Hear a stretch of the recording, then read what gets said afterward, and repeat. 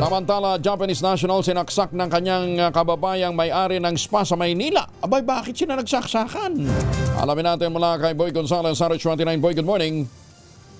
Good morning, Kuya Angel Timbog, ang isang Japanese national matapos na saksakin ang kanyang kababayan na may-ari ng spa sa lungsod ng Maynila. Kinilala ng Manila Police District ang suspect na si Mitsuyuki Machida, 59 anyos at pasamantalang nanuluyan sa Moon Garden Pension Inn sa J. Bucobo Street sa Malate.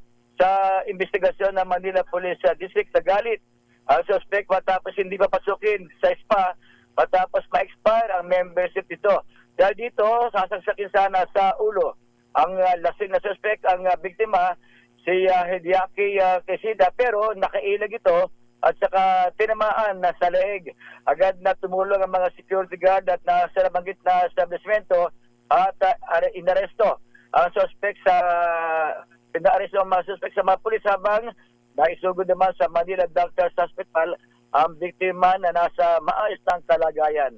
Ito si Boy Gonzales para sa DZRX, una sa Pilipinas, una sa Pilipino. Maraming salamat, Boy Gonzales.